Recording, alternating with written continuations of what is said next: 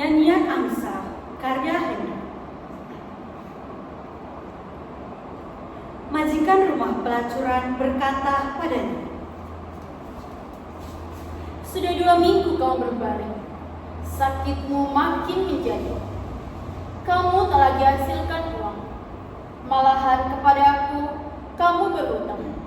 Ini biaya melulu, aku tak kuat lagi. Hari ini kamu mesti pergi." Malaikat penjaga Firdaus wajahnya tegas dan dengki, dengan pedang yang menyala menuding kepadaku. Maka darahku terus beku. Maria Zaitun namaku, pelacur yang sengsara, kurang cantik dan agak egois.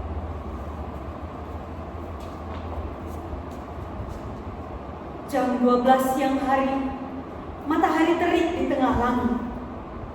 Tak ada angin, tak ada megah. Maria Zaitun keluar rumah pelacuran tanpa koper. Tak ada lagi miliknya. Teman-temannya membuang muka. Sempoyongan ia berjalan. Badannya demam, sipilis membakar tubuhnya. Penuh borok di kelangkang, di leher, di ketiak, dan di susunya. Matanya merah, bibirnya kering, kusnya berdarah, sakit jantungnya kambuh pula.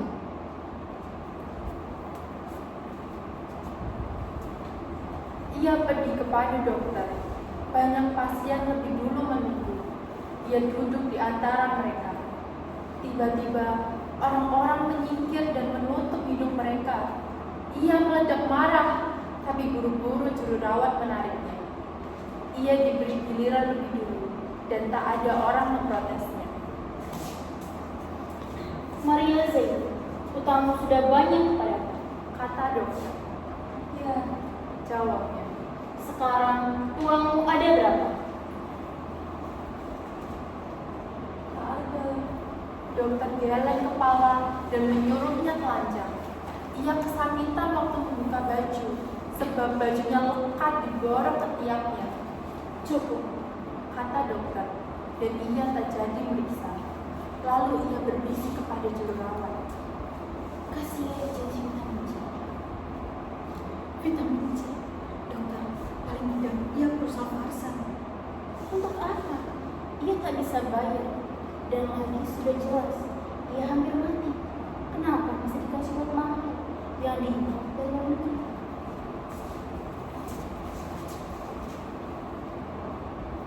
Malaikat penjaga Firdaus wajahnya iri dan dengki, dengan pedang yang menyala menuding kepadaku. Aku gemetar ketakutan, hilang rasa, hilang pikirku.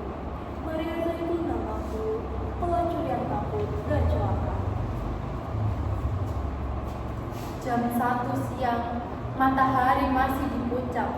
Maria Zaitun berjalan tanpa sepatu, dan aspal jalan yang jelek mutunya lumer di bawah kakinya. Ia berjalan menuju gereja.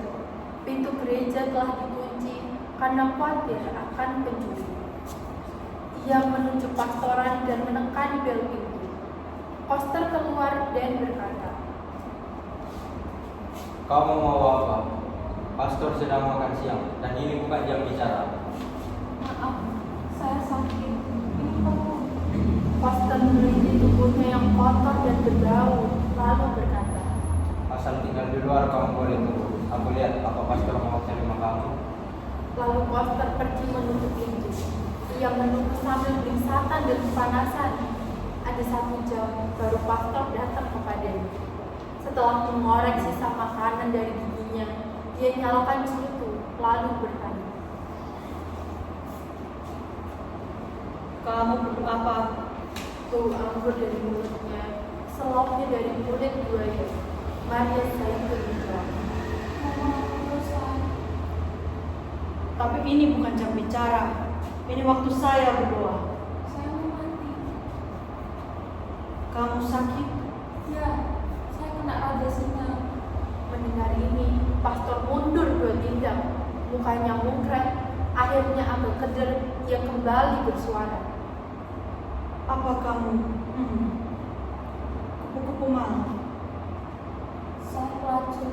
Ya, Santo Petrus, tapi kamu Katolik? iya. Santo Petrus, 3 detik tanpa suara, matahari terus menyala. Lalu pastor kembali bersuara. kamu telah tergoda dosa. Tidak tergoda, tapi melulu berdosa. Kamu telah terbujuk setan. Tidak, saya terdesak kemiskinan dan gagal mencari kerja. Santo Petrus, Santo Petrus, Pater, dengarkan saya. Saya tak butuh tahu asal-usul dosa saya. Yang nyata hidup saya sudah gagal. Jiwa saya kalem dan saya mau mati. Sekarang saya takut sekali. Saya perlu Tuhan atau apa aja untuk menemani saya. Dan muka pastor menjadi merah padam. Ia menuding Maria Zaitun. kamu galak seperti macan betina. Barangkali kamu akan gila, tapi takkan mati. Kamu tak perlu pastor. Kamu perlu dokter jiwa.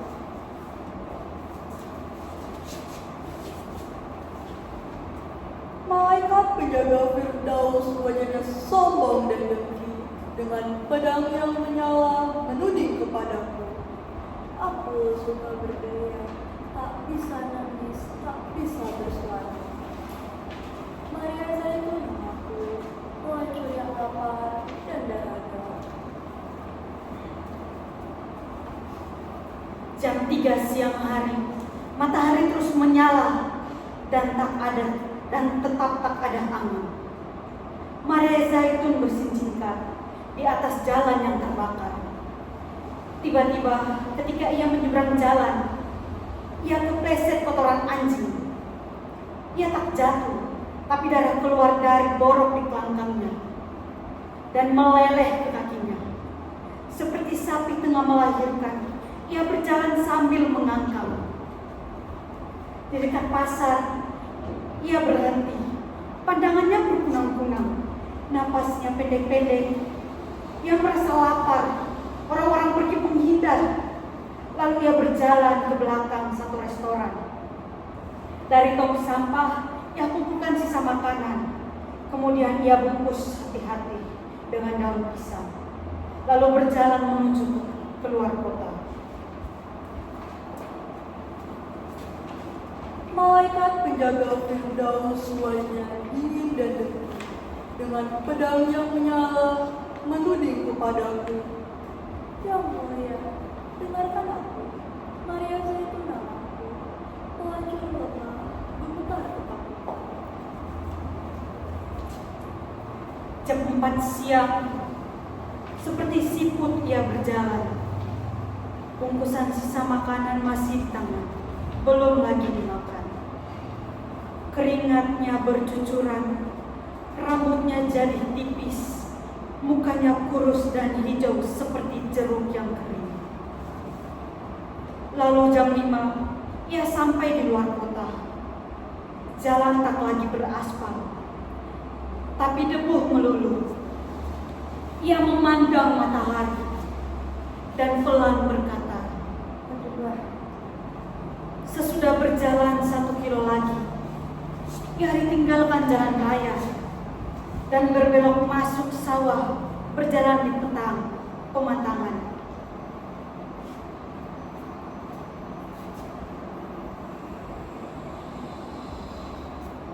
Malaikat penjaga Firdaus wajahnya dingin dan dengki. Ia tak mau mendengar jawabanku. Ia tak mau melihat mataku. Sia-sia mencoba bicara padanya. Dengan angkuh ia berdiri dan pedangnya menyala. Jam 6 sore, Maria Zaitun sampai ke kali. Angin bertiup, matahari turun, hari pun senja. Dengan lega, ia rebah di pinggir kali.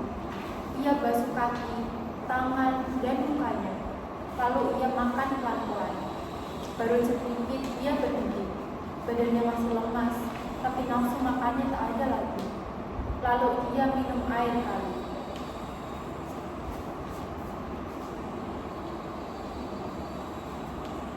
Malaikat penjaga Firdaus tak kau rasakan bahwa senja telah tiba, angin turun dari gunung, dan hari merebahkan badannya.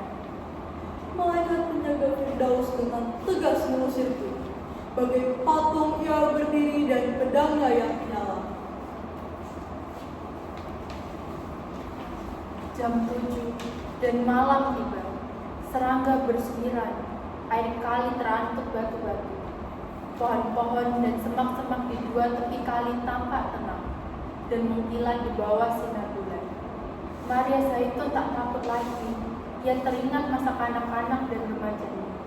Mandi di kali dengan ibunya, memanjat pohonan dan memancing ikan dengan pacarnya. Ia tak lagi merasa sepi dan takutnya pergi. Ia merasa bertemu sobat lama. Tapi lalu ia ingin lebih jauh cerita tentang hidupnya. Lantaran itu, ia sadar lagi kegagalan hidupnya. Ia tak jadi berduka dan mengadu pada sobatnya, sembari menangis terseduh-seduh. Ini tak baik buat penyakit jantungnya.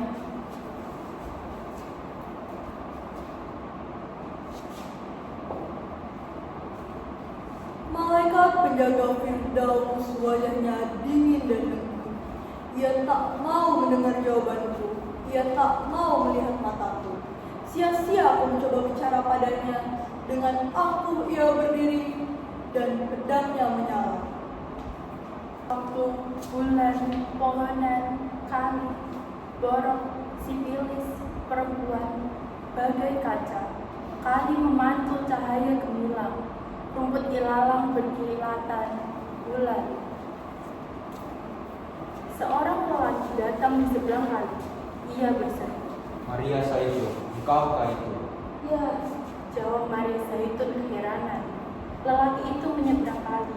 Ia tegap dan elok wajahnya. Rambutnya ikal dan matanya lebar.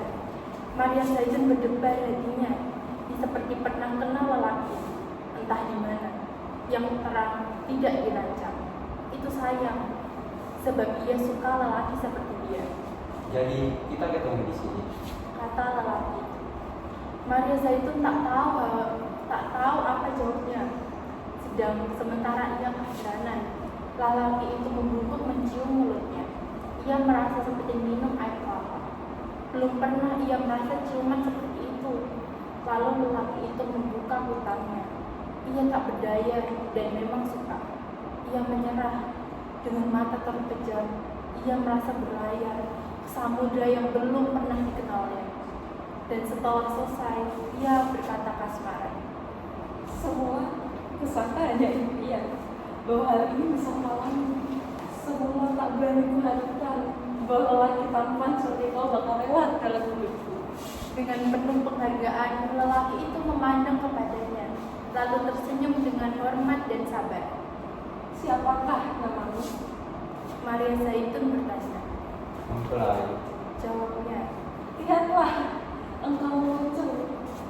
Dan sambil berkata begitu, Maria Zaitun menciumi seluruh tubuh lelaki itu. Tiba-tiba, ia terhenti. Ia jumpai bekas-bekas luka di tubuh pahlawannya. Di lambung kiri, di dua tapak tangan, di dua tapak kaki. Maria Zaitun pelan berkata, "Aku tahu siapa." Lalu menebak lelaki itu dengan pandang matanya. Lelaki itu menganggukkan kepala. Betul, ya.